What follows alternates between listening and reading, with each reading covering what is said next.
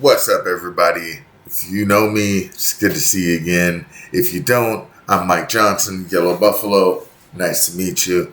I am here to hopefully brighten your day. I am basically just wanting to talk, see how things work out. I have been doing these shorter videos for the last couple of months, and I've been getting a lot of good response. So I wanted to check and see what it would be like if I were to do a 30-minute long video. So woo, we're here. Yeah. I want to say that I have a lot to bring to the table. Simply just by looking at me, you can tell that I'm a little different. This is my natural hair color. I am of African American descent, Native American descent, and English, Irish, and a little bit of Norwegian. So you can consider me albino. However, I do tan, I get darker, just like anybody else. If I get too much sun, I might burn, but it doesn't happen as often as you might think. So I do have quite a unique perspective on things, and I have friends who ask me questions about a lot of stuff, and I really want to just be there to support people in learning and growing. And there's been such divisiveness in this society lately that I think being able to have a broader perspective is going to help a lot of people out. So, in saying all these things, I want to start out with a land acknowledgement. It's a prepared statement that I wrote earlier tonight. First off, I would like to express my deepest gratitude for all my friends from the indigenous community here in Oregon. There are 9 federally recognized tribes in Oregon, and I have been blessed to know many from each. Here in the Portland, Oregon area, we live on the traditional homelands of many of my friends' people who I call family, people from the Siletz, Grand Ronde, Umatilla, and other reservations in the area. These lands were lived on, hunted on, buried in, and cultivated by the Multnomah, Cathlamet, and Clackamas bands of the Chinook, along with other Kalapuyan bands. There was a network of thriving communities stretching along the Pacific Northwest, now known as Native Wall Street, and you can see indigenous influence in things such as street names and architecture throughout the area. Thank you to these ancestors and to those who helped build the indigenous community of today and what it is now. Of today to what it is now. I'm not going to be editing this. Thank you guys so much. I just want to let you know that I feel blessed to be a part of a community of people who know the old school ways, who know things that were erased, or at least they tried to erase. We are still here. I am of Oklahoma Cherokee descent, and I will introduce myself properly.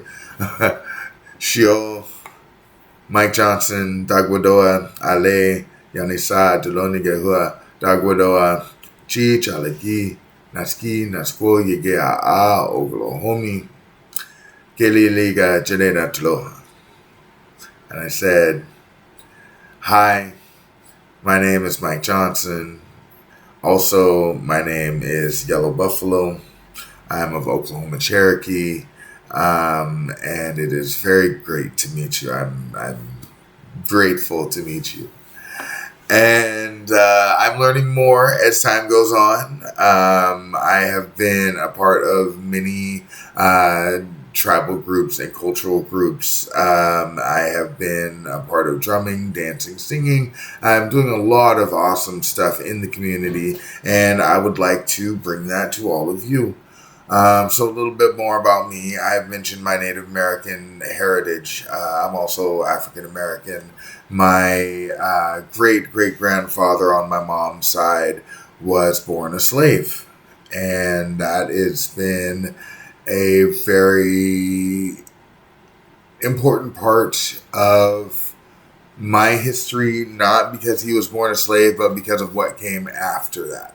My great-great-grandfather, as I said, born a slave. My great-grandfather, born a free black man, but still enduring racism in the South, had to leave Louisiana to come to Oregon, which wasn't very welcoming either. When my family got here, my great-grandfather, my great-grandmother on my mom's side, and then my grandfather and my grandmother on my dad's side, they were put in a slum. It was called a tent city, but it was not a tent city. It was a slum that they had to build lean-tos and makeshift huts and places where they could stay. And so now the city of Eugene is apologizing for what they did. You know, they're giving us this statue in the park where my family was forced to live back in the 1940s. I mean, there's a lot of history that goes into this. Like in Oregon, black people weren't allowed into Oregon until the 1940s. So my family was some of the first black people to enter the state legally. There was a lot of stuff that had happened before that. Vanport here in the Portland area was flooded. It was a very prominent African-American black community that was purposefully flooded. Yeah, we've seen this happen in history since. So there has been a lot of history, I will say, in this community. Native Americans, African Americans, Asian Americans, Latino, Latinx Americans. There has been a lot of history here in Oregon. And while I might get onto that later on, I just wanted to let you know more about me and my family. I come from a very huge family on my mom's side and on my dad's side. My great-grandparents on my mom's side had 13 living kids, if I remember correctly.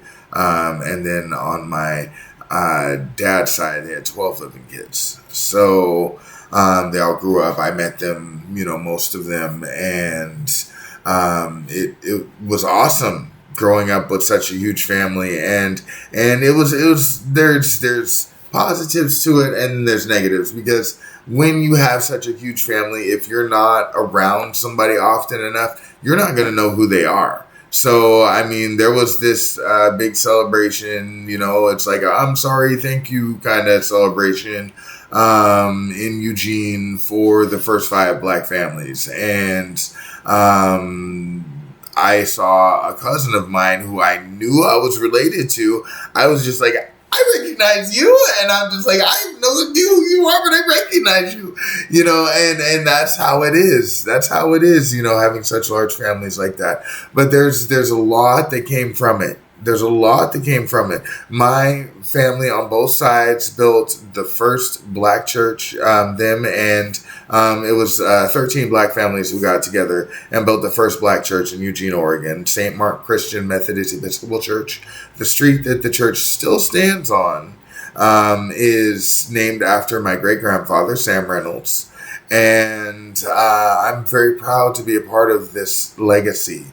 I'm very proud to be a part of this history. I was actually a local preacher at St. Mark in my late teens and early 20s. I did leave for personal reasons, but I still love everyone, and it's definitely a big part of my life that I do not want to forget. Being up there and giving sermons and being in service and being a part of that was a very integral part of my life, and I am so glad to have been there. With that being said, I also want to speak on more of my legacy. My grandparents on my dad's side were a part of the first black community in Atlanta, Georgia, called Johnsontown, and they helped to build that, which became the area of Buckhead in Atlanta that we now know of, which is a more affluent black community from what I've read and heard. So I am very, very proud of that. My chances to go down there are going to get greater as I make some money off of this. So, woo, let's do it. I'm going to go down there, maybe record, be like, this is where my family, I don't know. We'll see what happens. So I want this to be a 30-minute long video, and it's been 10 minutes already. I have spoken about a lot of the really important stuff in my family's history, and this is something that I haven't talked about my mom. I haven't talked about my dad. My mom was my heart. She passed in December of 2016. Cancer. She had health issues all throughout my life, and that was something that made it difficult for her to be all that she could be. But even still, she made sure that we had food. She made sure that we had clothing, as much clothing as we could possibly have. I was a clothes horse as a kid. She made sure that everybody else in the community was taken care of. She would work at the clothes closet at the local school. I'm trying to remember the name. Relief Nursery. She was an advocate for DV victims and a survivor. We dealt with abuse when I was younger, and this is something that we all had come through. I have two sisters. One is recently deceased, and this is another reason why I'm on here. I know that I have a lot to offer. She had a lot to offer, and I don't want to waste my time just sitting and watching the world go by and not do something. And don't get me wrong, I'm a musician. I make music and all that. I've taught, I've done all these things, but I want to make a bigger stamp on this earth. I want people to know me, and I want people to know my legacy, that I came from. I want people to know what good things I was taught and what I have come through, because I know that this will help somebody. So, my mom was very into music as well. She taught me how to sing. I had, of course, my music teachers in school and stuff like that. But, the first 10 years of my life was dominated by my relationship with my mom. Nobody else could touch my relationship with her. I was a mama's boy, still am. She may be ashes, but I'm still a mama's boy for the rest of my life. My dad, now, he was talented, musician and athlete, super fantastic man, and super sweet guy. I know I heard that he was kind of a brawler when he was younger. So was my mom, from what I was told. But when I was born, they settled down. And I'm very blessed to have both of them, as parents. I'm blessed to have the legacy that I have. Because I look at other people's lives and see that they don't know where they come from. They don't know of anything that's spectacular in their lives, and I don't have to look back very far to show something that my family has done.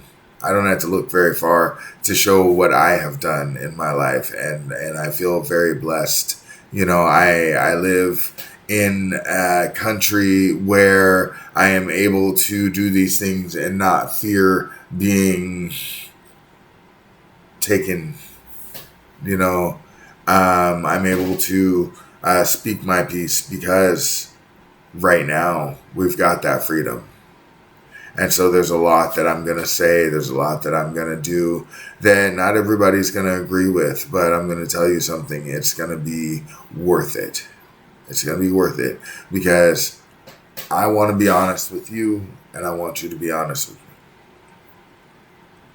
And my dad, he passed in April of 2022. And that was also cancer. You know, even though most of my family lives a very long life, most of them do end up passing from cancer.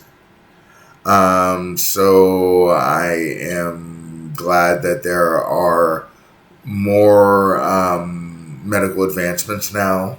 I actually have to get in and start doing some more medical stuff to take care of my health so that, you know, when I'm in my 90s, I go because I'm old, not because I have some sort of disease. I want to just say that I am a spiritual person. I try to be more about creator than I am about politics, but I can get political. And I am a leftist, not a lefty.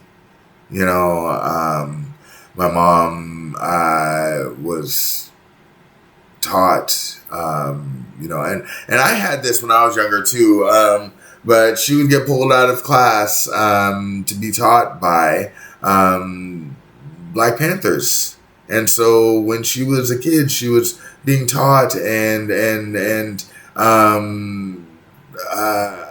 socialized into Panther culture. So these are things that I learned as well. But when I was taken out of school, I was taken out for Christian stuff. So I was socialized, and you know, they can't do that anymore. And then, you know, it kind of went full circle because I was helping with the Portland chapter of the American Indian Movement, and I was going to schools and teaching about the history, Native American history, American Indian Movement history, and that was awesome. So to be able to do all those things. I want to make sure that you all know that I am not a perfect person, and this is the reason why I'm here. I am alive today because I have learned from my mistakes. I have picked up from my bad decisions, and I have, you know, for lack of a better word right now, repented, you know, from my sins, and I have become a better person for it. So, with all of the spiritual teachings that I have come across, one that I have found the easiest for me, and I have a huge upbringing of therapy and, you know, all this kind of stuff too that I'll try and get into in this video. Actually, let me get into that now. When I was 10 years old, I was a kid who was lost. I dealt with a lot of DV issues, dealt with a lot of other types of abuses, and I would skip school. I would carry knives to school. I would get into fights. I was, you know, a sensitive kid, but I would still deal with a lot of problems, especially looking different. And I didn't know how to deal with it. And I ended up getting in trouble and getting taken away from my mom, which got me taken away from my culture entirely. I was raised black. I have what's called a black hand side. You know, when we were growing up, it was give me 5, up high, down low, too slow, right? You know that one. But we'd go up high on the black hand side, down low, you know, and so for me, I never questioned whether or not I was black. I knew that I was light skinned, and there was a time when and I'm glad that I've gotten a little darker. I'll be honest with you.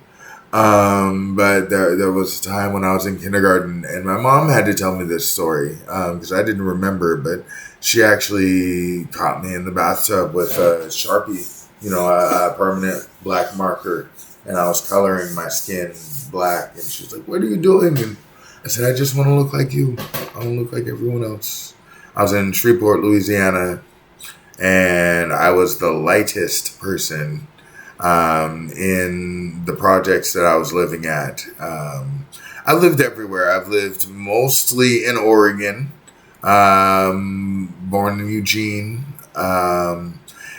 But soon after that, we went down to Shreveport to live with my grandma. And then after that, we were in Tacoma, Washington. I've got some memories from there. But then back to Eugene, and then back to Shreveport, and then to Nacogdoches, and then to Tucson, and then to Phoenix, and then back to Eugene. Then I got taken from my mom, and then I was all over the BFE of Oregon.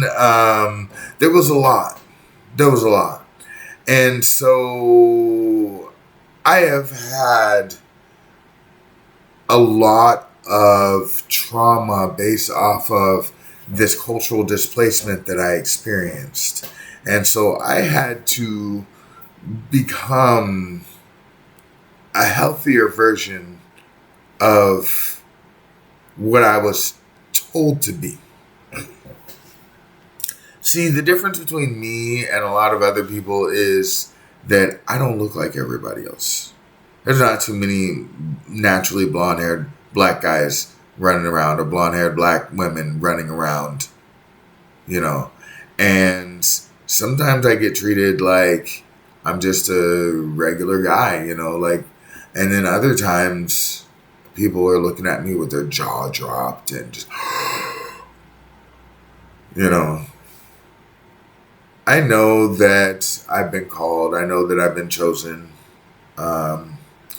So yes, that does make me special, but I don't think I'm, I'm special. I've got, musical talent. I can dance. I can, sing. I can, I can get a crowd of people excited. I'm a leader. I'm a teacher. I've got a lot of skills at the same time and talents. At the same time, I know that I'm human. I don't want to try and build anything other than a community of people who want to talk, who want to see what their highest version looks like without having to be outside of their own bodies, so to speak. I have dealt with mental health issues for quite some time now. And you can call it hereditary, you can call it drug-induced, you can call it trauma-induced. All three are probably very true. But there's the other side of this, that we have all been waking up. The veil has been lifted, and we have all been able to see, hear, feel, smell, taste, touch, experience things that we normally wouldn't be able to do. And that's because now is the time. Now is the time for us to rise up. Now is the time for us to evolve. When I say rise up, I'm not talking revolt and all that kind of stuff. I do believe that we need a more equitable system. We need a healthier way of living as humans. When I say rise up in this context, I mean we need to be better. Be better. And there's a lot that I can say about this. My plan is to start doing 30-minute videos every day. Maybe I can start learning how to edit. I have tried to decide exactly how I wanted to go about this. And I figure I'm just going to start talking. I'm just going to start talking because I'm going to tell you something. I have been in therapy since I was 7 years old. I have learned about I statements. I have learned that anger is a secondary emotion. I have learned that, we all have certain unknown patterns that we do, certain subconscious thoughts that we have that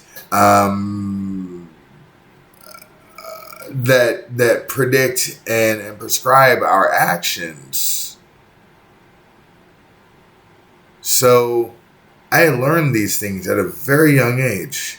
So having a Christian upbringing, and then learning Native American traditions, and then going and being secular for a while, and then coming into the spiritual self-help, higher vibrational, new age way of thinking. And here I am now. I'll tell you, I didn't know what was going to happen once I started hearing voices. I thought the world was going to end. I thought that I was going to die. I thought that the rapture had happened and that Satan was, coming to destroy us all. I can't tell you exactly the reason why, right before my mom's death, right before my 35th birthday, right before